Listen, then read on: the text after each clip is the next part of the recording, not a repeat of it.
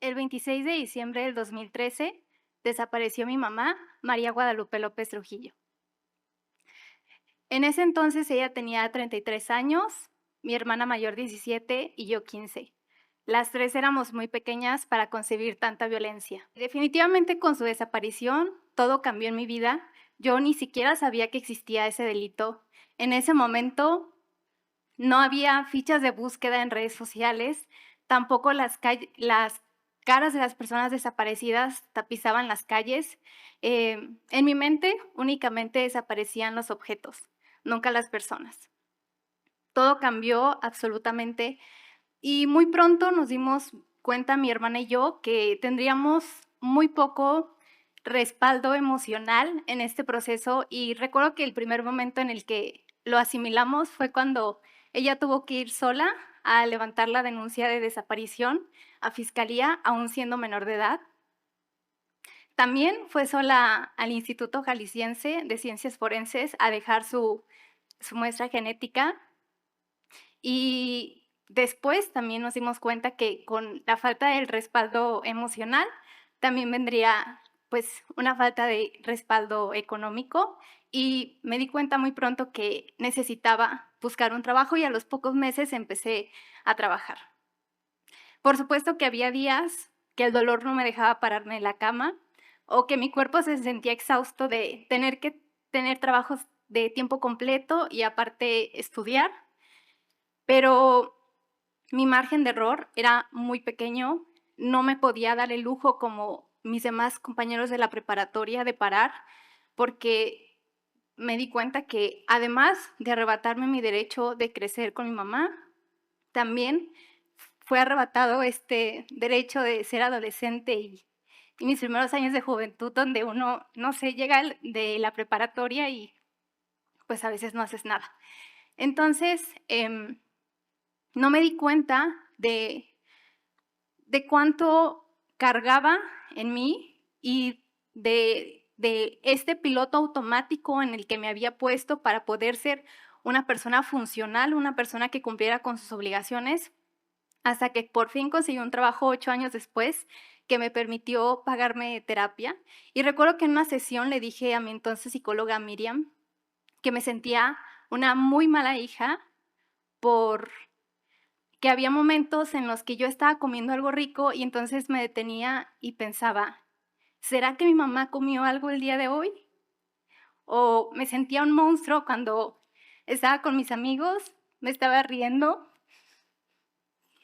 perdón,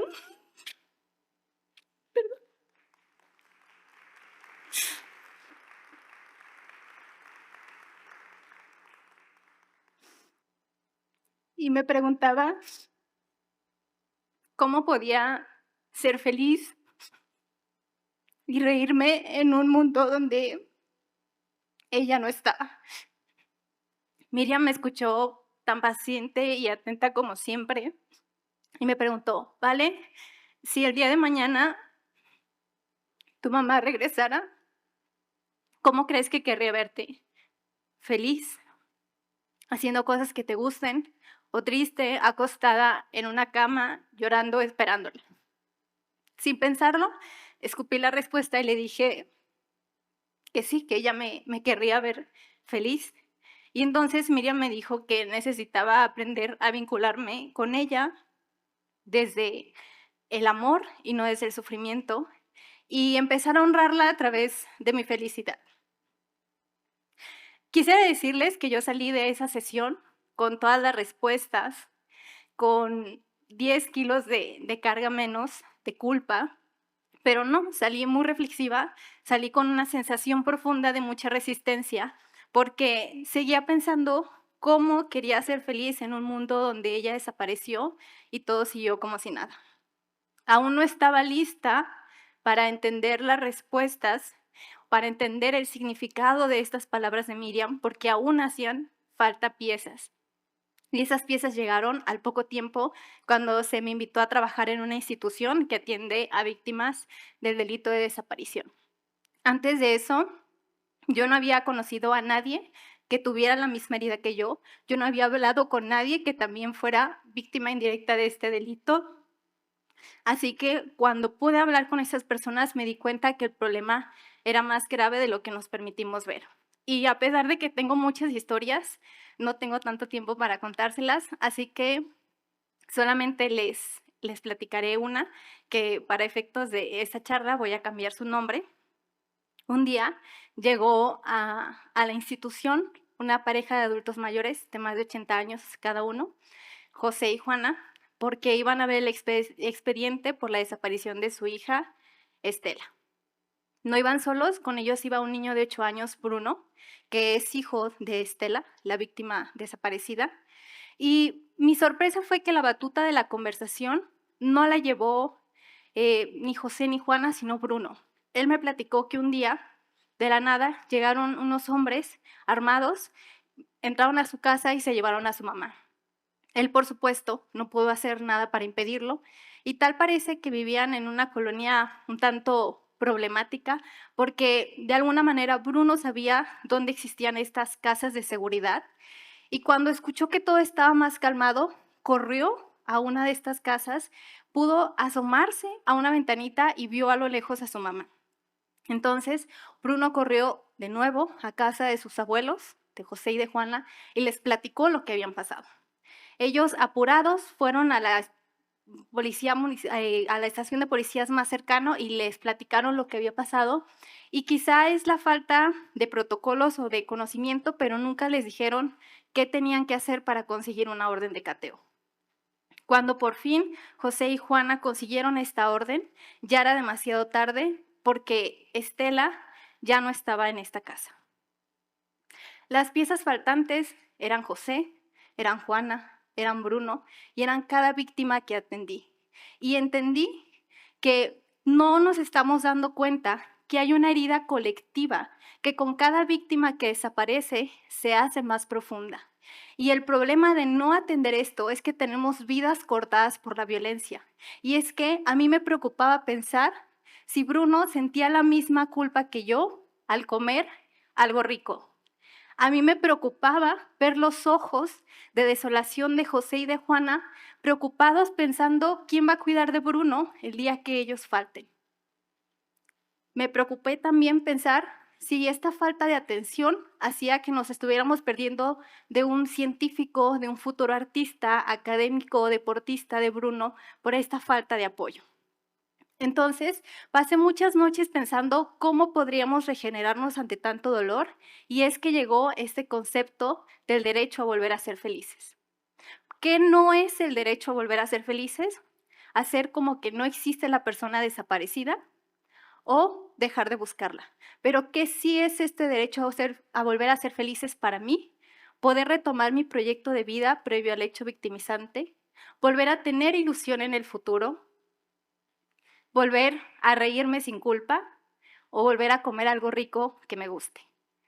Entonces, por un lado, le quiero hablar a las personas que tienen la fortuna de no formar parte de la estadística de desapariciones y quiero decirles que sí hay formas en las que pueden ayudar a defender este derecho sin necesidad de formar un colectivo de búsqueda o de atender a víctimas. La primera es, asume que la víctima es víctima y por lo tanto que no merecía desaparecer. No reproduzcas discursos que criminalicen, que discriminen o que alejen a las víctimas, porque ya el momento por sí solo es doloroso. No necesitamos que alguien nos diga que nuestro ser querido merecía desaparecer. La segunda, comparte todas las cédulas de búsqueda que veas en tus redes sociales. Ayuda a ser la voz de las víctimas, porque mientras más presión haya, habrá más búsqueda. Mientras más se busque, es más probable localizar a la persona desaparecida. Y para quienes tenemos a un ser querido no localizado, no hay mayor felicidad que poder encontrarlo. La tercera es que te cuestiones de qué manera te vinculas con las víctimas. ¿Qué crees que es una víctima? ¿Qué piensas cuando me ves hablar aquí? Si hoy ves a un grupo de madres buscadoras organizando una fiesta en lugar de una marcha, ¿qué sientes? ¿Crees que no están haciendo lo que tendrían que estar haciendo? Creo que es bien importante que dejemos de pensar que una víctima tiene que sufrir toda su vida y que más bien empecemos a apostar por ver qué puede contar esta víctima más allá del dolor. Por último, le quiero hablar a quienes sí son víctimas, a quienes tienen un familiar desaparecido en la misma situación. Les quiero decir que, si nadie se los ha dicho, tienen derecho a volver a ser felices. Como ustedes puedan definir su felicidad, no tiene que ser mi misma definición. Tienen derecho a volver a sentir ilusión en el futuro. Tienen derecho a volver a comer sin culpa. Y nadie les puede decir que no, que son unos monstruos, que son unas malas personas. Si en este momento no se sienten preparados para recibir este mensaje, lo entiendo. Yo tampoco lo estuve durante muchos años. Es más, ni siquiera me tomen como ejemplo porque yo todavía hay días que me veo saboteando mi felicidad, como hace rato que quería llorar, pero es importante que sepan que ese derecho es de ustedes y que está guardado en esa cajita para el momento en el que quieran usarlo y que no van a ser un monstruo por eso. Entonces, para concluir, también quiero, como esta parte, no necesitan pasar tanto tiempo para que algo sane, no se trata de medirlo.